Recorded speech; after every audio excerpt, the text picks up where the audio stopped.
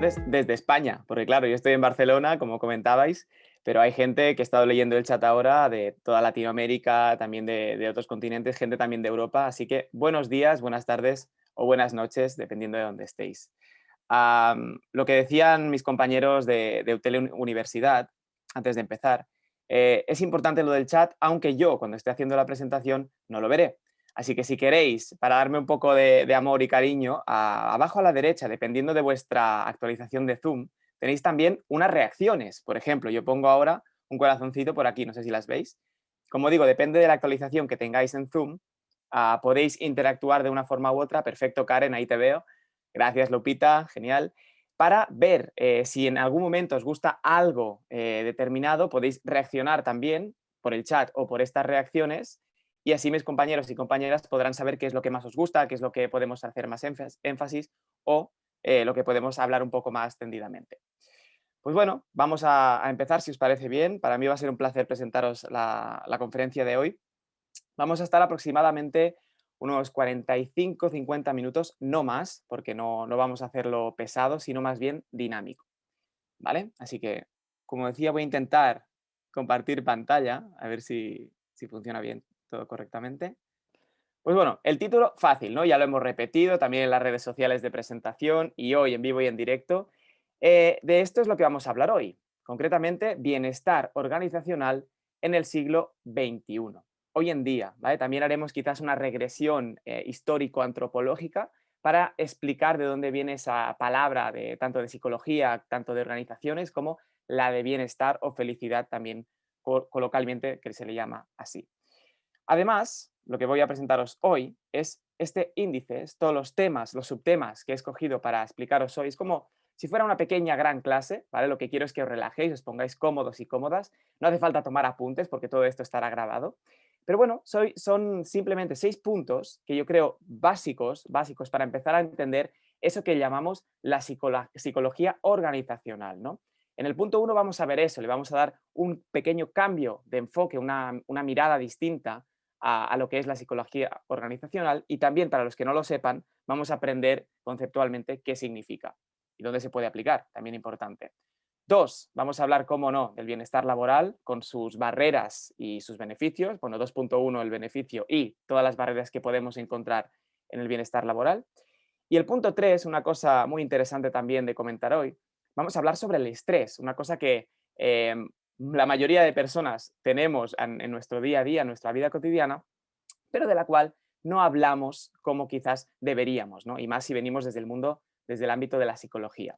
Vamos a preguntarnos la siguiente pregunta, ¿no? ¿El estrés es un amigo o es nuestro enemigo?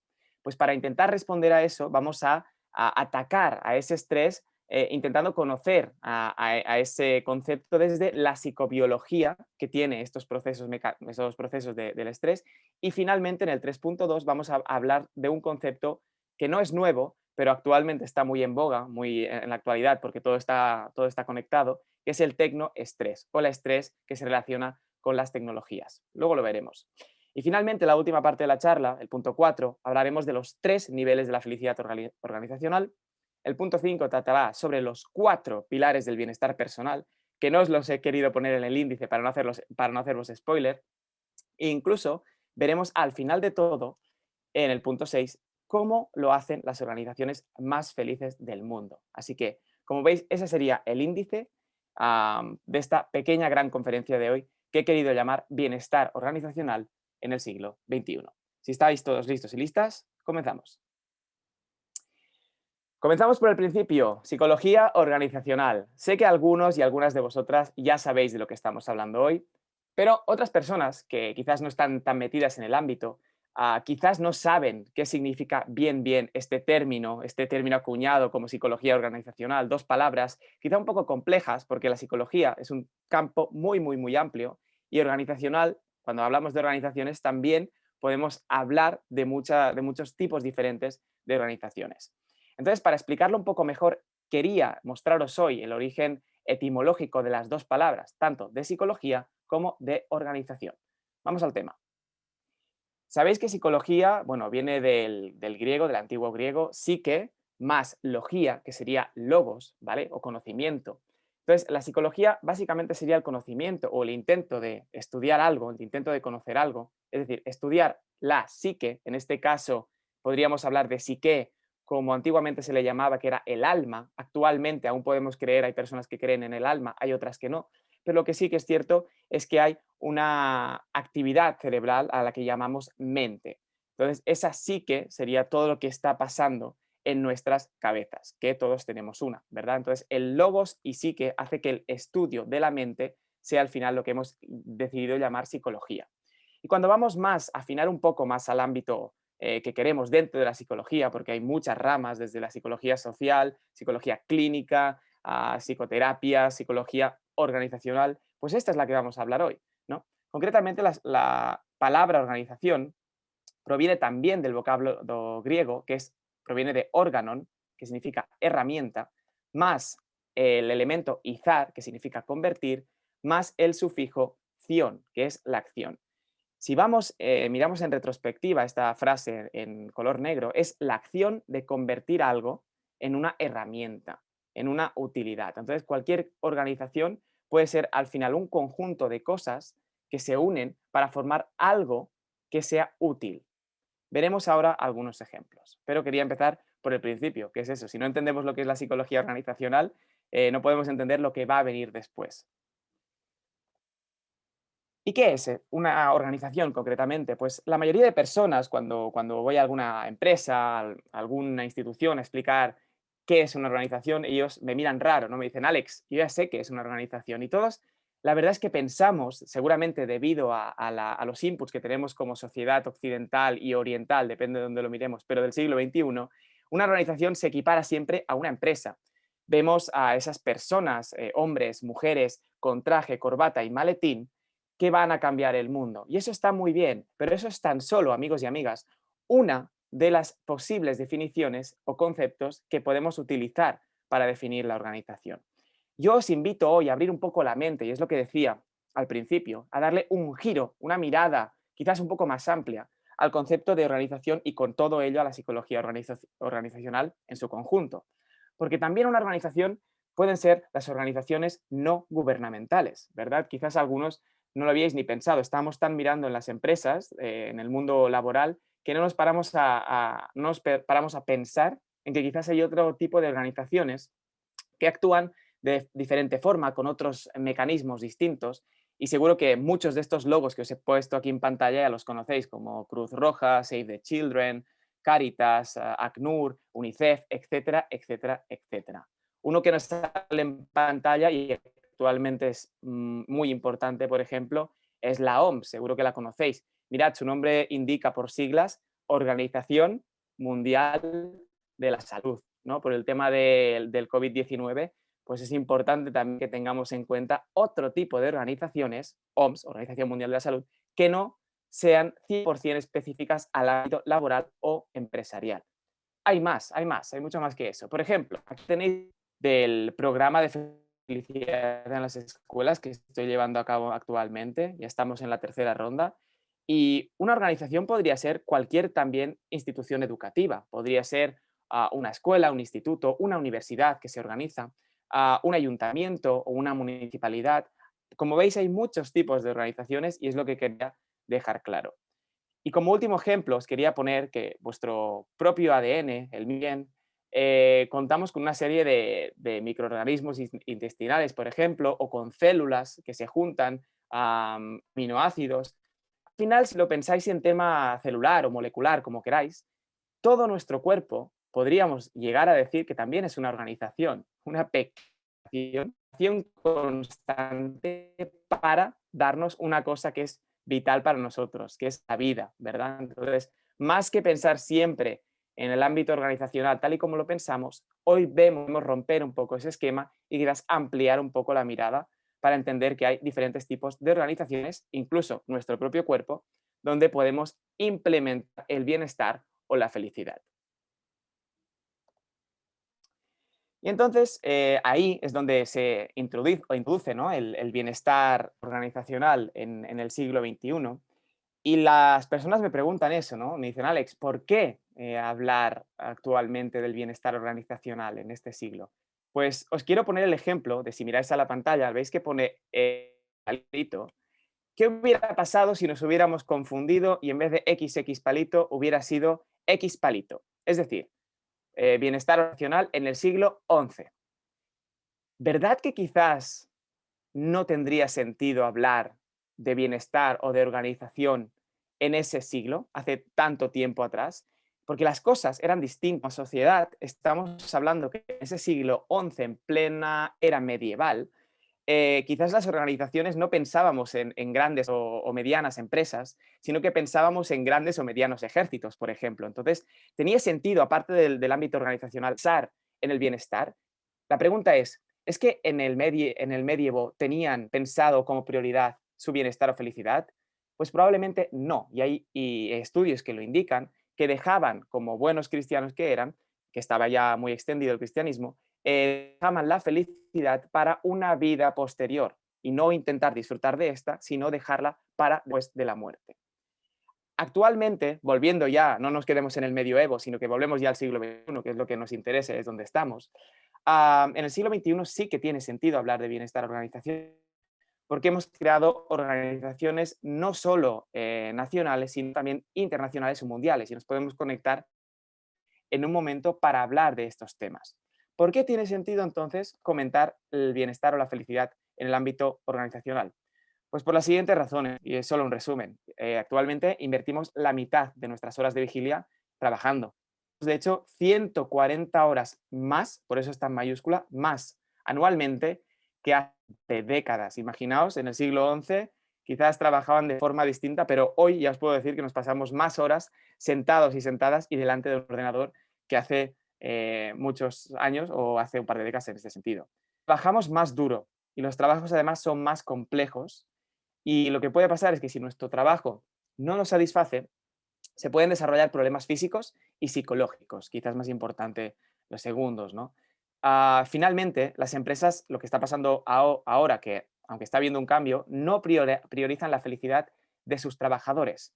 Y por esa razón, al no ser la felicidad una prioridad, la mayoría de las personas no es feliz en su trabajo. Concretamente, para daros una estadística, que hoy veremos poco número, poco estadística, porque ya os lo sabréis de memoria, que dice todo el mundo que se dedica a hablar de la felicidad, es que según Gallup tenemos que el 80% de las personas, 80%, os lo pongo aquí en grande, no es feliz en sus trabajos, ¿de acuerdo? Según Gallup, no lo digo yo, lo dice una empresa que se dedica a estudiar esto con una gran multitud de empresas. Y lo que propongo yo hoy es, hilando con ese cambio de perspectiva, es que entendamos un poco la felicidad como un medidor de éxito, ¿vale? Que sea tan importante como Performance Indicator. ¿Por qué? Pues porque es un ROI, un Return on Investment indirecto que afecta al general de cualquier organización. Es decir, directamente, obviamente que podemos ver que la felicidad, y ahora veremos los beneficios, tiene una serie de cosas buenas, pero al ámbito más organizacional, en el contexto más amplio, podemos darnos cuenta que también podemos tener en cuenta a este bienestar laboral como un medidor de éxito.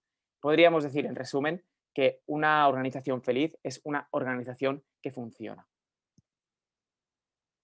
Beneficios de la felicidad, ya os lo sabéis de memoria, por eso no me voy a liar en esto. Esto es solo un resumen, ¿vale? Pero yo os he puesto los siguientes: creatividad, automotivación, mejor calificación y más productividad. Eso es lo que cuenta todo el mundo, ya lo sabéis. Creatividad, ser más creativos, nos hace ser más efectivos para resolver problemas, más eficientes, más innovadores y el trabajador feliz tiene un avance profesional más rápido. A la derecha, automotivación, las personas felices son más auténticas, más comprometidas, tienen más engagement y están más motivadas a trabajar y a contribuir más allá de las descripciones propias del trabajo. Es decir, que no hacen solo lo que nos indica el contrato laboral, sino que yo, si me gusta mi organización, mi empresa, y estoy feliz en ella, puedo incluso dar más de mí mismo, de mí misma, para intentar conseguir algún resultado que no se estaba esperando en el contrato. Es decir, ir un poco más allá. A la izquierda, abajo, mejor calificación. Hablando desde términos sociológicos, las personas que son más felices en el trabajo son calificadas por otros como más agradables, más confiables, más merecedoras de respeto y atención y lideran de forma más afectiva y efectiva. Es decir, no solo es más efectivo una persona o un líder que sea feliz, sino que también tiene alta capacidad o mejor capacidad afectiva, que hoy en día sabemos la importancia de la salud mental y lo emocional. Y finalmente a la derecha, y como digo, ya lo habréis visto en algún artículo o en algún vídeo o en otra conferencia, felicidad es igual a productividad. Eso no es ningún secreto, no os estoy desvelando nada en esta diapositiva, pero bueno, era importante remarcarlo, ¿no? Que las organizaciones más felices informan en general de menos rotación, menores costos de atención médica, menos errores y menos accidentes laborales. Además de ser más efectivos y afectivos, tenemos más eficiencia, productividad y un mayor valor para los que nos ven desde fuera, en este caso los accionistas o las personas que quieran apostar por nuestra empresa. ¿Beneficios de la felicidad? Check. Si no, lo buscáis en Google. Es muy fácil esto. Lo que no se habla tanto, y aquí es donde sí me voy a parar, es de esto, de las barreras de la felicidad. Desde el top 5 que tenemos aquí, vamos a ir de abajo a arriba, empezando, ¿qué es lo que, que nos intenta, o bueno, cuáles son las puertas, mejor dicho, que nos impiden ser felices en el trabajo? Pues lo que cuenta la mayor parte de las personas es que el quinto punto de esa barrera hacia la felicidad es la descortesía laboral, que no damos las gracias, que no somos corteses con nuestros compañeros y compañeras. Después, siguiendo con el top 5, en el punto 4, es que nos autocriticamos de forma excesiva y eso no nos deja avanzar porque estamos inmersos en una crítica para querer ser mejores que al final es contraproducente. En el punto 3, ya estamos en el top 3 de las barreras para la felicidad, una puerta que cuesta mucho de abrir para llegar al bienestar es la de aburrimiento y distracción. Una vez podemos estar en un lugar como que sea el aburrimiento y otra vez estamos completamente en el opuesto, que es en la distracción. O sea, a veces tenemos que intentar centrarnos para conseguir ese flow, ese engagement que se necesita para realizar un buen trabajo, no solo individualmente, sino también en equipo, en una organización, que luego lo veremos. Punto 2 es que las personas que no se sienten felices pues abandonan y como he dicho antes, tiene una falta de compromiso que eso luego repercute, como he dicho anteriormente, en el cómputo global de la organización, tanto de resultados reales tangibles como de resultados emocionales que se ven o que se palpan en el ambiente. Y finalmente, en el top 1, la barrera para la felicidad más importante en la actualidad, ya lo conocéis, es el estrés, ¿vale? Es el estrés, pero vamos a conocerlo un poco más porque se habla más bien poco.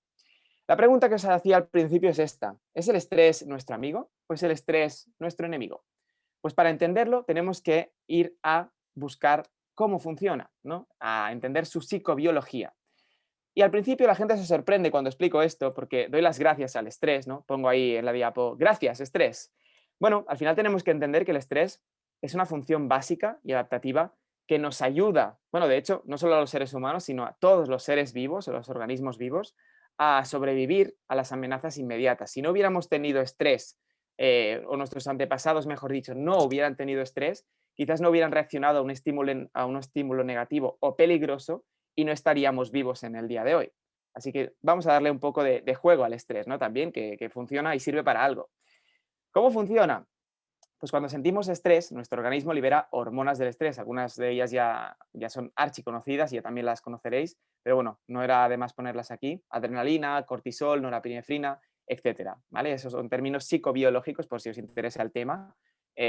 También lo podéis buscar y eso es súper guay, súper genial de profundizar. ¿Y por qué aparece? ¿Cuándo aparece el estrés? Bueno, pues para intentar entenderlo, vamos a ver cuándo es que realmente se desata ese mecanismo, como digo, adaptativo, ¿no? Pues cuando las demandas superan a nuestros recursos o reservas que tenemos a nuestra disposición. Para eso os pongo un modelo, el Stress Process at Work, un proceso de estrés en el trabajo, que se planteó hace un par de años. Y mirad, básicamente tenemos como dos inputs, ¿no? Las tecnodemandas, lo que se nos pide en el trabajo, y más en formato online en la actualidad, y también los recursos que tenemos nosotros, ¿vale? En este caso, pues los tecnorecursos. Si me piden una demanda, me dicen, Alex, tienes que hacer una presentación para el día martes 28, hoy es martes 28, ¿no? Online, vale, eso es una tecnodemanda, necesito algo, tengo que cumplir un requisito. ¿Y los recursos que tengo cuáles son? Pues tengo un ordenador físicamente, unos auriculares para poder hablar con micrófono y escuchar. Entonces, hay una pequeña balanza que es muy importante, nunca mejor dicho, valga la redundancia, intentar balancear y que nuestras demandas se igualen con los recursos que tenemos. Porque si no, ¿qué puede pasar? Si tenemos más demandas, pesan más que los recursos, nos vamos a estresar. Y si en nuestros recursos pesan más que nuestras demandas, no se nos pide mucho, nos vamos a aburrir. Entonces, eso nos llevaría directamente a lo que hablaremos ahora, el estrés o tecnoestrés. Pero fijaos, en medio hay una flecha ascendente que pone recursos personales y eso lo dejaremos para después también, porque es importante tener en cuenta los recursos que tenemos nosotros como seres humanos. Por lo tanto, para acabar con esta diapositiva, intentaremos conocer a través de estos mecanismos del estrés o del tecnoestrés cómo podemos gestionarlo y darle desde el botón rojo que nos está suprimiendo ese botón, pasar a la derecha abajo, a darle a un botón verde para mantener el estrés y que no sea distrés, sino que sea un eustrés, un estrés bueno para nosotros. Concretamente, el tecnoestrés, bueno, es algo parecido a lo que estamos viendo en pantalla ahora mismo. Esta persona, este señor, como decíamos, empresario con traje y corbata, que está a 1000 por hora. Tiene no sé cuántos brazos, a ver si los contáis. 2, 3, 6 brazos, un rotulador a la mano derecha, un bolígrafo, una libreta. Además está con una llamada a mitad de una reunión también por Zoom con su ordenador, con su computadora, también con su iPad y una caja que no sé para qué sirve. Bueno, tenemos tantos estímulos actualmente que estamos estresados y es normal, es normal. Nuestro cerebro, psicológicamente hablando o cognitivamente hablando, no está preparado para recibir tantos inputs. Y es lo que nos está pasando con esta sociedad hiperconectada, ¿vale? Que eso tiene sus partes buenas, pero también sus inconvenientes. Y por eso hoy quería mostraros qué es el tecnoestrés para intentar ver cómo podemos gestionarlo y alcanzar así un poco más de bienestar laboral y personal. Mi profesora del máster en Psicología Positiva Aplicada, Marisa Salanova, directora del máster MAPA, en el año 2003, lo definió el tecnoestrés como de la siguiente forma: estado psicológico negativo que se relaciona con el uso de tecnologías o vivirlo como una amenaza de su uso de estas tecnologías en el futuro. Es decir, tener miedo, sentir estrés o incluso más allá, ansiedad, que es un estrés prolongado. Yo creo que ese es el problema, prolongar el estrés, ¿vale? Cuando es reiterativo, que sentimos cuando nos tenemos que enfrentar a una demanda y no tenemos recursos. Con lo cual, es intentar, como digo, balancear esa balanza. No solo en vuestras vidas personales, que eso ya os lo dejo para vosotros, sino también en vuestras empresas u organizaciones. ¿Vale? La gestión del estrés laboral también era muy importante, la quería comentar hoy. Y para eso os traigo un pequeño ejercicio que en 30 segundos podéis hacer y es el siguiente, la técnica STOP. La propuso una profesora que conocí en un curso de felicidad, concretamente de Science of Happiness at Work, la ciencia de la felicidad en el trabajo, de la Universidad de California, Berkeley. Ella era Rhonda McGee, que vino, bueno, es de la Universidad de San Francisco, y nos explicó esta fantástica técnica, creo yo, que es muy rápida de hacer para cuando estemos estresados. Es simplemente parar un momento, como su nombre indica, stop, ¿vale? Y veis que las siglas son interesantes porque nos dice una S de stop, de para, una T de take a breath, de toma un poco de aire, no hay prisa, relájate. Una O de observa a tu alrededor, qué es lo que está pasando, cuál es mi problema. Y la P de stop es present, be present, estate en el momento presente.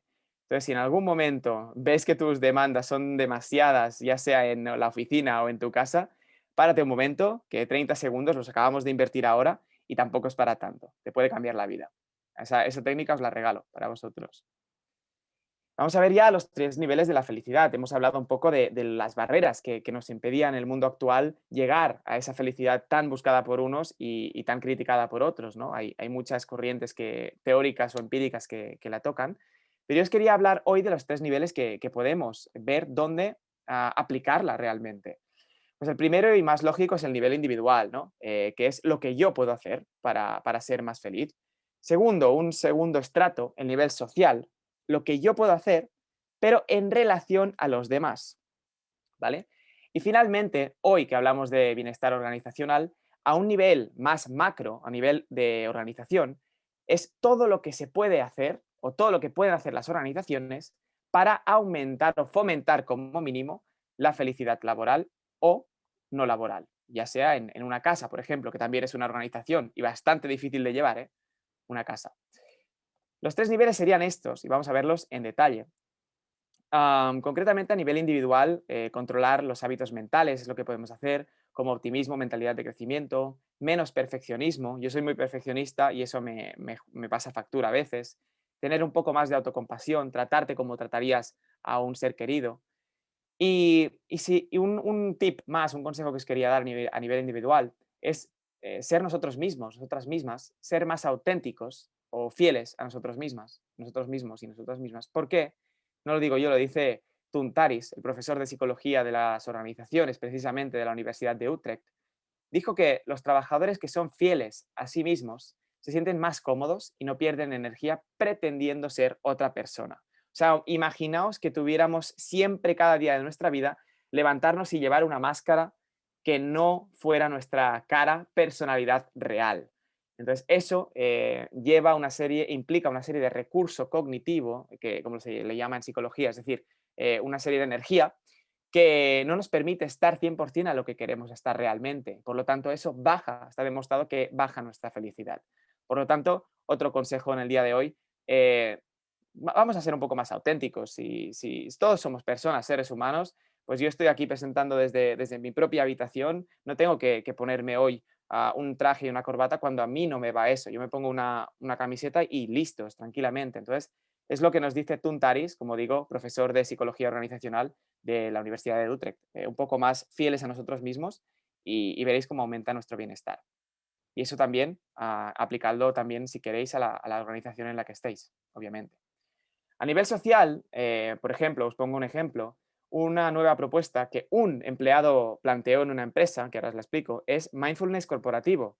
Mindfulness es bastante, bueno, desde el siglo pasado ya se incorpora, pero actualmente se está viendo mucho en las empresas y concretamente en un ejemplo así rápido, en Swiss Air, en una compañía aérea, a las 3 de la tarde todos los trabajadores de la organización se toman 20 minutos para practicar cualquier tipo de conciencia plena. Es decir, imagínate que aparte de dejarte ir a comer, en tu trabajo, en tu organización, además te den una serie de tiempo diariamente para que puedas meditar o hacer yoga o estar tú plenamente consciente en tu puesto de trabajo.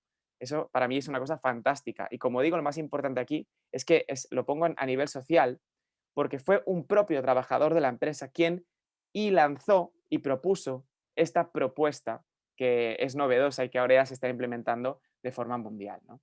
Así que os planteo la pregunta de qué podemos hacer nosotros para fomentar al menos la felicidad de nuestra organización. Seguro que podemos dar propuestas. ¿Y qué pueden hacer las organizaciones? Pues como digo, para promover la felicidad como un valor dentro de la cultura de cualquier organización, se pueden hacer muchas cosas. Algunas de ellas serían incorporar explícitamente la felicidad en los objetivos o la misión de la organización, recopilar datos sobre cómo están nuestros empleados, cómo están de felices, reconocer a aquellas personas que son felices y que promueven ese buen rollo, esa buena energía, esa buena vibra, ¿verdad? Si te lanzan una propuesta, pues intentar escuchar a esa persona que la ha lanzado, esa proactividad y valorarla como debe ser para quizás aplicar una propuesta de felicidad en el trabajo. Y finalmente, crear o diseñar estas iniciativas que faciliten la implementación de herramientas reales en las organizaciones, ¿no? Esos serían los tres niveles, pero es que hay cuatro pilares que a nivel no solo organizacional, sino personal, os quería explicar hoy, que son los Four Pillars of Wellness, los cuatro pilares del bienestar. Y serían los siguientes: movimiento, healthy eating, una buena alimentación, rest and recovery, descanso y sueño, y mental well-being, un bienestar mental. Vamos a verlo, si os lo quiero explicar, porque este bienestar personal, estaríamos en el nivel uno, el de persona, a nivel individual, es lo que quiero que apliquéis, de hecho es mi mensaje, que se pueda aplicar estos pilares de autocuidado, de cuidado personal a nuestra organización, ¿vale? Vamos a ver cómo lo podemos hacer. Empezando por el movimiento, no hace falta que salgamos siempre a correr, a hacer footing, a salir a hacer running, que de hecho es un invento bastante contemporáneo, el running. No hace falta que tengas un reloj de marca Garmin o tus zapatos Bambas, zapatillas de marca Adidas o Nike. No, no, no, no, no. Con movimiento me refiero a tan solo mover tu cuerpo, que está hecho para eso. Pensad que antropológicamente hablando, si nos vamos a las bases antropológicas, hemos evolucionado en movimiento. El cuerpo humano actual está hecho o hemos llegado a tener un cuerpo humano que está hecho de forma, bueno, bípeda, ya lo conocéis, para andar y para caminar muchas o mucho y largas distancias además. Pero lo que nos está pasando es que cada vez más estamos conectados y conectadas a una computadora, a un ordenador, y nos estamos olvidando de trabajar un poco nuestro cuerpo. Por lo tanto, lo que os invito a hacer es que salgamos un poco más a tomar el aire, si podéis daros un break, por ejemplo. Eso es muy importante para también mejorar no solo el bienestar personal, como digo, repito, sino también para implementarlo, y esto es lo más importante de la conferencia de hoy, implementarlo a vuestras organizaciones, ya sea con vuestra familia en vuestras casas, que es una organización, en vuestra escuela, si os dedicáis a la enseñanza para aplicarlo ahí también, o si no, en una empresa. Hablando de la alimentación, ya sabemos lo que debemos comer y lo que no, pero es importante remarcar que tiene mucho que ver lo que comemos con eh, cómo nos sentimos. Por ejemplo, en esta gráfica, eso fue un estudio, un artículo que salió en el año 2018. Si os fijáis abajo del todo, donde pone figura 2, Fig 2, pone que ilustra una pirámide, o sea, illustrates a food pyramid optimal for mental health. Ilustra una pirámide óptima de la alimentación, pero mirad cómo la relaciona con la mental health, con la salud mental. Entonces, sabemos en la actualidad que lo que comemos influye directa e indirectamente en cómo nos sentimos, lo que se llama el movimiento mood food, ¿vale? Tengo el mood de comer algo, por ejemplo, un plátano, que se dice que es la fruta de la felicidad, puede provocar serotonina en tus intestinos, que de hecho es donde se genera el 90% de la serotonina de nuestro cuerpo, en el estómago, y a partir de ahí nos sentiremos un poco mejor. Por lo tanto, vamos a intentar también cambiar nuestra dieta en el ámbito de la alimentación para mejorar nuestro estado de ánimo. Lo que se recomienda a algunos expertos y también coloquialmente es que decimos que te comas un arco iris, eat a rainbow, ¿no? Intenta poner en tu dieta todos los ingredientes que sean de tantos colores como sea posible, ¿vale? La variedad es lo mejor para el bienestar. En este caso, ahí os dejo si queréis hacerle un pantallazo, una foto, un screenshot. Comeros el arco iris, amigos y amigas, es interesante porque cada color, en su caso, cada alimento, tiene unas propiedades distintas que podemos complementar para mejorar nuestro bienestar. Como digo, desde el cuerpo a la mente.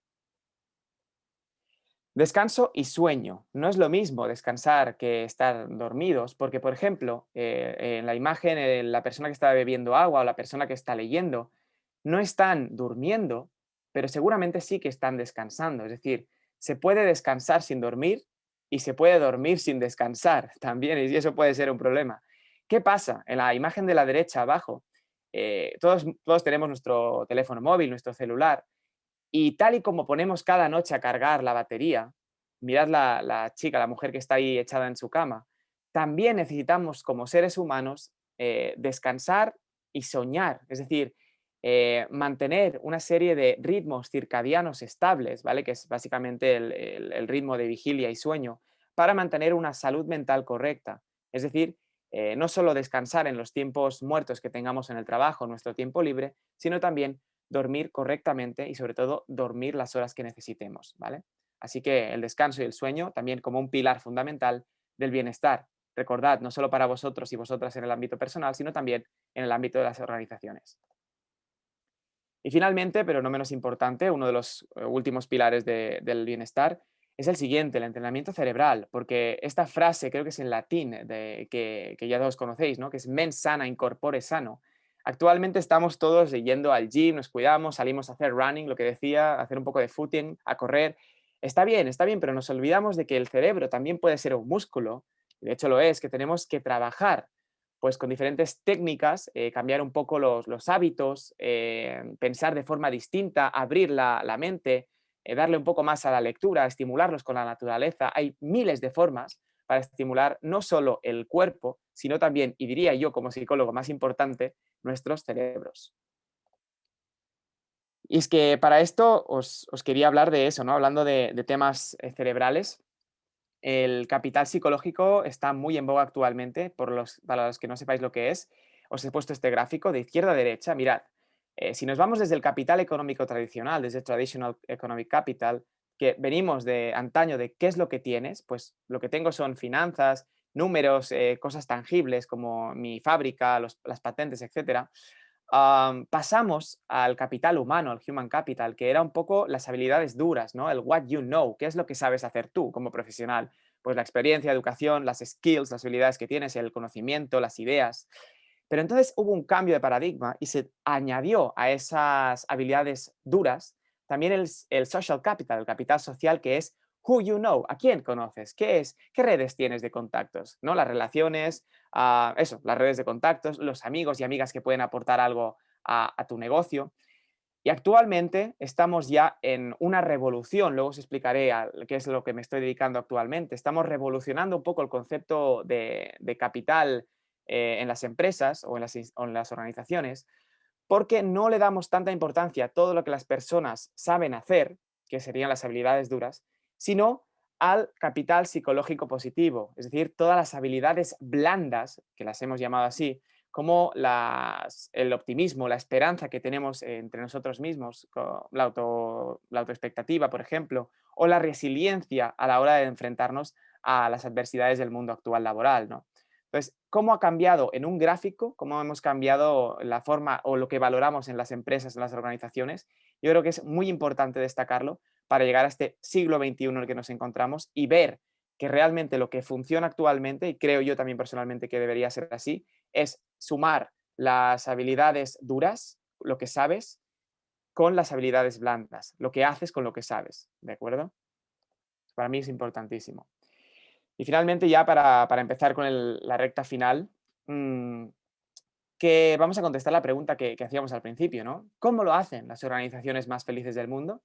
Pues algunas de ellas ya las conocéis, son norteamericanas, estadounidenses, ¿no? Google, Amazon. Aquí en España pues tenemos a los top 5, por ejemplo, Mercadona, Movistar, Inditex, Nestlé, IKEA. Y estas que están en negrita es las que yo he podido aportar mi conocimiento, he podido trabajar con ellas y son de KV Seguros, temas de bienestar laboral lo llevan muy bien, para Samsung también, para Sanitas, para BMW, para BMW y para Adidas. Ahora podría poner ya también, añadir a esta lista que he colaborado con Utel. ¿Cómo lo hacen estas organizaciones más felices? Pues tal y como tenemos unos pilares personales, también existen unos pilares que ahora veremos que son para las organizaciones más conscientes, es decir, más conscientes de qué? De que la felicidad es algo digno de potenciar. Y mirad lo que hacen estas organizaciones. Podéis hacer, como digo, un pantallazo porque esta diapo es también interesante. Son employee friendly, tienen un bienestar global, capacidad de reacción y capacidad de crecimiento. Concretamente, arriba a la izquierda, en employee friendly, las necesidades de los empleados son tomadas en cuenta y son satisfechas con mayor frecuencia, lo que obviamente va a aumentar el compromiso y la productividad de nuestra organización.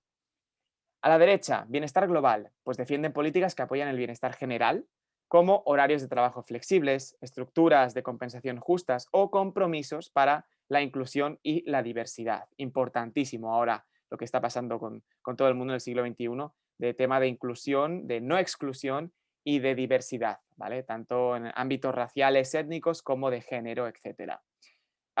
Y finalmente, el tercer punto abajo a la izquierda, la capacidad de reacción que tienen las organizaciones que apuestan por la felicidad, es que ante cambios rápidos o contratiempos imprevistos, los lugares de trabajo que son más conscientes tienden a ser más ágiles e innovadores, es decir, se mueven más rápido y mejor. Finalmente, a la derecha, también el crecimiento, y yo diría que es lo más importante, las organizaciones más felices del mundo fomentan oportunidades para un aprendizaje y crecimiento significativo. ¿Qué significa esto? Según toda la bibliografía que he leído yo, todo el conocimiento que tengo acerca del crecimiento, es que las personas que son más felices en sus trabajos son las que pueden desarrollarse en su empresa. ¿De acuerdo? Y ya para ir acabando, los pilares de las organizaciones más felices serían los siguientes. Aquí también podéis hacer un screenshot. Ah, yo he puesto 4 basado en el modelo PERC de la Universidad de California, Berkeley, que es Purpose, Engagement, Resilience and Kindness. Y serían estos 4, ¿por qué? Porque en el propósito, encontrar un propósito personal, ya sabéis que es súper potente, pero las empresas que lo tienen encuentran un propósito y lo ponen a trabajar. Tienen una misión y una visión global que es mucho más fuerte, está mucho más consolidada que las empresas u organizaciones que no tienen un propósito. En segundo lugar, el compromiso, en este caso la traducción al inglés sería el engagement laboral, es que conocen la importancia de este compromiso y lo ponen también en práctica, ¿no? O sea, crean herramientas para crear un engagement, un vínculo real entre trabajador, entre cliente y su organización. Punto 3, resiliencia, una palabra que me encanta. Resiliencia, si no lo sabíais, es la palabra estándar, básicamente, que se utiliza para definir el estado de cuando hay una adversidad, no solo salir fuerte ante ella, salir bien, sino además salir reforzado de esa adversidad. Y es que tiene muy en cuenta la importancia de la resiliencia en el trabajo y las organizaciones que son resilientes es las que al final sobreviven, ¿no? Podríamos hablar de un darwinismo social aplicado al mundo laboral, ¿no? O sea, eso es genial. Así que resiliencia es importante mantenerla y apostar por ella. Y finalmente, y yo creo que es una cosa que no se habla mucho tampoco, es la amabilidad. Tal y como hemos visto al principio de la presentación, una de las barreras, creo que era la punto 5, la punto 4, es la descortesía laboral. Y os pregunto, no nos cuesta nada, ¿verdad?, de dar un buenos días, hacer un café con el compañero, nada, 5 minutos, llevarle el té o el café que le guste al compañero a su mesa de trabajo, o dar las gracias cuando un compañero o un colega ha hecho algo bueno por nosotros. Todos esos pequeños detalles, al final son cositas, pequeñas, grandes cosas, diría yo, que podemos hacer para promover la amabilidad en el ámbito laboral. Y eso, sin ninguna duda, va a tener una repercusión emocional en nuestra y de productividad también, obviamente, de rendimiento en nuestra organización. Y también, como no, en tu persona. Si eres amable, todo te va mejor en términos generales.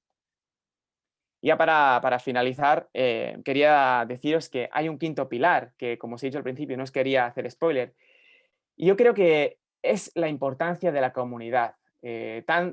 Tanto como habéis visto que me gusta remontarme a los orígenes de los tiempos, también creo que es necesario que nos remontemos a nuestras bases antropológicas como, no solo como empresarios y empresarias, sino como seres humanos. Es decir, cuando empezó el ser humano, el Homo habilis en este caso, el que llevaba lanzas y luego se convirtió en el Homo sapiens, ya habían como formaciones de grupos, de comunidades que cooperaban, del latín cooperare, que es tener un objetivo común y trabajar por él. Actualmente, esas comunidades prehistóricas en esas grandes llanuras y en esos grandes bosques prehistóricos no han cambiado tanto.